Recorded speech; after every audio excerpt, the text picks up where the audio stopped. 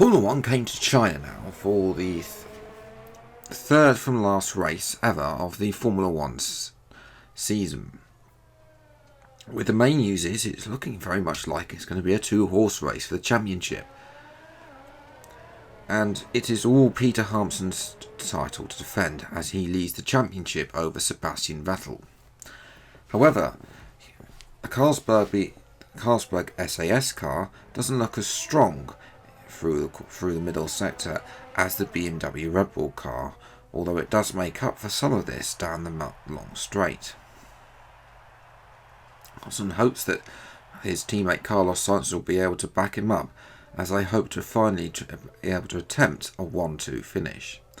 Fernando Alonso is a man who must win if he is to maintain his fight for the championship, as if anything other than victory would mean that Alonso will not be winning a third world championship. Vettel, though, victory here could pile the pressure onto Hampson and means that the greater impact would be on scoring victories and podiums for Hampson in the final two races in Japan and Australia. Williams, however, had some hope, and it looked like that it would be Leclerc and not Alonso who would be carrying the flag for Williams, as Alonso struggled with engine deployment issues. For Vettel, meanwhile, the possibility of ending as 5-time world champion and matching the great Manuel Fangio could be on for the German.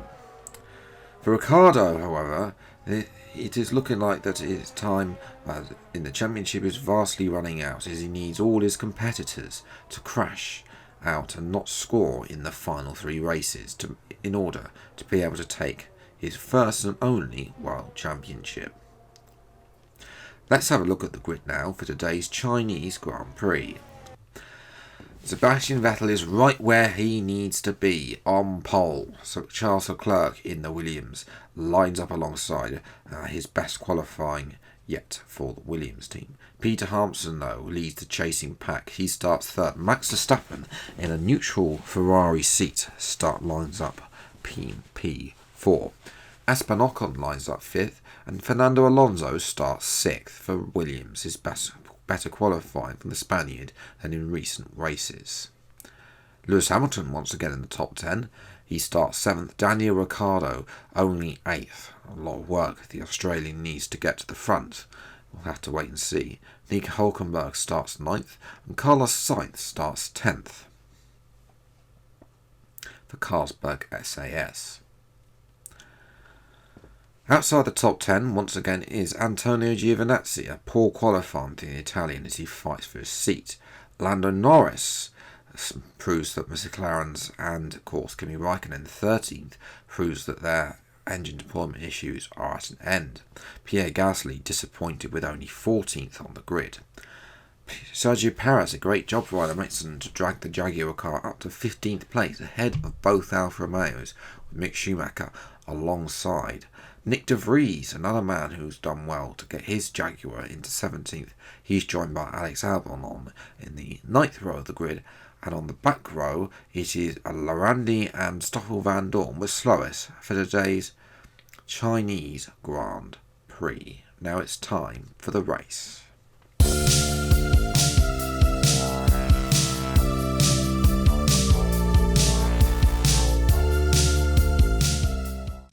Well, hello everyone, and welcome back to another video of Final Fantasy F1 episode number 14 today for the Chinese Grand Prix. Yes, we're here in China. I know we can't go here in real life, we can't go anywhere in real life, to be honest. I mean, they're all everything's cancelled, but of course this is the world of esports and the world of Final Fantasy F1, where we can wild away without having to worry about the coronavirus hitting. But yes, we're here in China, a track that it's a pad track, which is good because I'm on a pad, but at the same time it's worrying because as you can see on your screens, it is raining cats and dogs. You can just see by the the umbrella manufacturer in the stands there has done very well to manufacture the same umbrella type to all of the fans sitting in the front row. Okay, here we go. I know what you can do. Don't let me down. Thanks, Jeff. I mean, usual sarcasm there. It looks like it's going to dry out throughout the range of the race. We'll have to wait and see how long this rating, but of course you can't set dries or anything like that, so we just have to go with it. We'll go for go 3 laps worth of fuel. Let's go.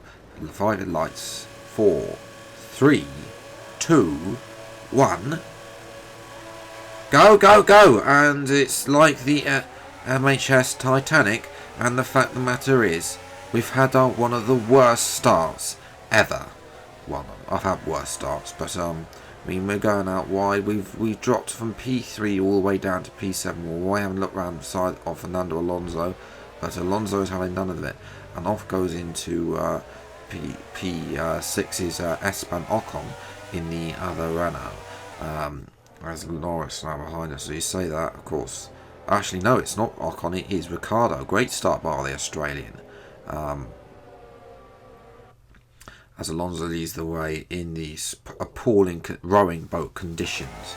As we move to the end of lap number 4, we are joined by Lewis Hamilton. As you can see, we are having absolutely no pace. You can in this, well, there is a dry line going, and that's just Lewis Hamilton has lost it there, and there's a yellow flag, and there, I believe, is a virtual safety car.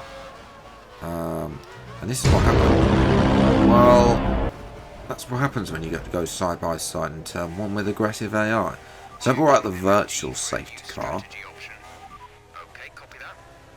But turns out that it's actually dry for intermediates at the end of lap 4. Not as what we thought. A couple of cars have turned in, but it's a full safety car, excuse me, not the virtual safety car. So we do go wide, but unfortunately for us, there's no gravel like there was in 2007. So our championship will not be going crushing out here in China. As of course, a couple of cars have making an opportunity by pitting a lap later. McLaren look like they're going to double stack. We're going to have to wait. And we've been held in the pits. It's a woeful pit stop we've been ghosting through, of course, because unsafe releases aren't in F1 2019. That's a Red Bull car. I couldn't quite see who it was. I believe it might have been Hulkenberg. As a great call there for, by the way, to a good shout to the Aston Martin Brabham team and Alex Albon. They came in on the end of lap 3, going on to lap 4.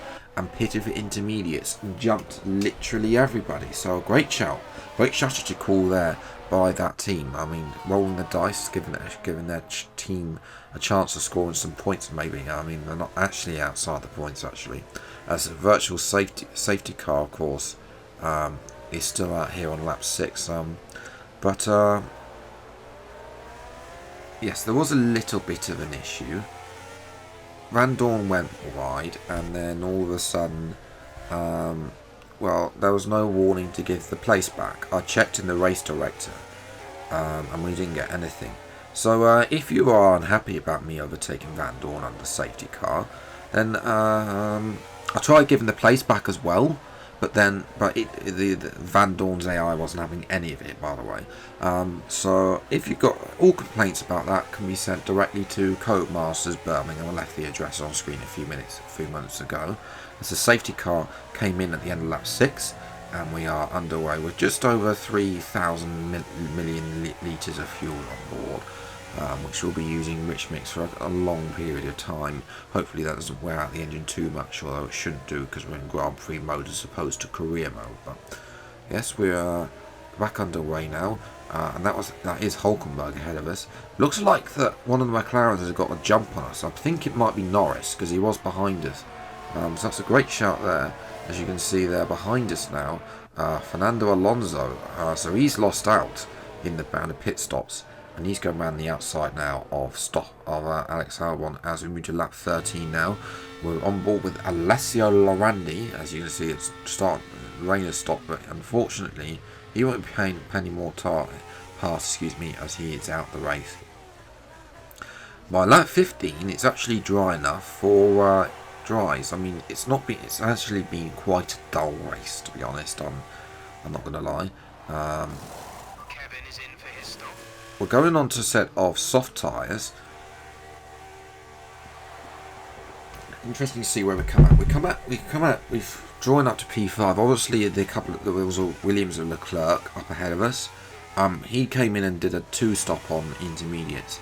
But moving to lap 17, a lot of the front runners have actually, and you see Hulkenberg's coming out on super softs there, we're out on mediums along with Verstappen, and we managed to get around and managed to go up into P2. We set the fastest lap of the Grand Prix, so we're going purple, and I believe that Red Bull have taken the decision to go for the extra stop on the soft tyres. So Hulkenberg and Vettel, it'd be interesting to see where the gap to Vettel is. Obviously he's controlled this race from right to finish as we move on with Esteban Ocon and Antonio Giovinazzi. These two seem to be fighting a lot these days, and Giovinazzi nicely around the outside. He's on the hard tyres for some reason.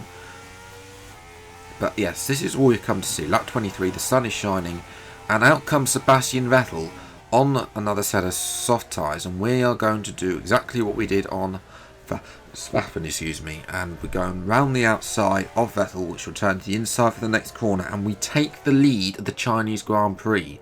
We were 7th at turn 1. We struggled in the monsoon conditions, but a good strategy by myself, and to move on to a less extra stop has of course allowed us to do it. Now of course Vettel isn't going to take this mean thing.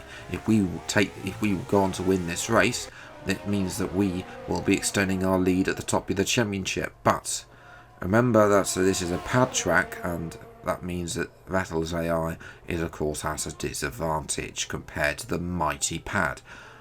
Not to mention the fact that I'm blocking him. We are now on with Stoffel Vandoorne, who is unfortunately retired from the race. He was last anyway, so doesn't really make much difference to that team.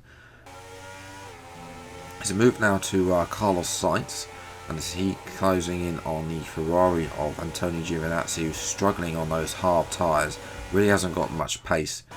And then we goes to Charles Leclerc, who's also on the hard tyres, and he gets assassinated by Max Verstappen. And on the last lap, going up to the final corner, Verstappen gets Vettel to add a big dent to Vettel's championship. We come across the line as Vettel's tyres faded for first place, and that is the championship in the bag. Yes, Verstappen, a crucial second place, helping us out there. But for us, that is what we like to see. I'm so happy that we managed to. I didn't think we would honestly score points, judging by the fact that we were so slow in the heavy wet. But we pulled through the initial to stop 1 lap earlier on move on to mediums to a 1 lap. Red Bull blew it, and even Hulkenberg finished even outside the top 10s. Alonso got screwed over as well. Unfortunately, I don't have the results for 15th and below, simply because the game got to the results screen and then crashed. So I don't have that info, so apologies for that. But yes, P1, I think this is definitely one hand on the trophy, and moving to the Drivers' Championship, it means that it's only myself and Vettel who can go on to win the championship. I have a 15-point lead going into the Japanese Grand Prix. Vettel is second. Alonso Ricardo can no longer win the championship after their no-point score, and we knew that. Verstappen is the only really major mover, and he only moves levels on point with Perez, who only behind on victories in that sense. So yes, we've got one hand on the championship. This could be the first championship that I've won on this channel since 2017, and that has been a long time. In terms of the constructors, we're closing in as well. Carlos Sainz is doing an absolute great job in our sister car, getting those lower points, meaning that of course Hulkenberg is going off the boil since his victory. I think it may or may not have got to him, but 10 points is what separated. Williams, of course, can they salvage the constructors? We don't know. We'll have to wait and see. We've got 2 episodes left of this season, and also then there'll be a 100% race around Brazil. I originally thought about doing it at Monaco, but then I thought, what has produced the best racing over the years on Final Fantasy? And Brazil has produced some of that. So yes, I'm part way through recording. That is taking a little bit of time to record, which is why the alternative mod is there.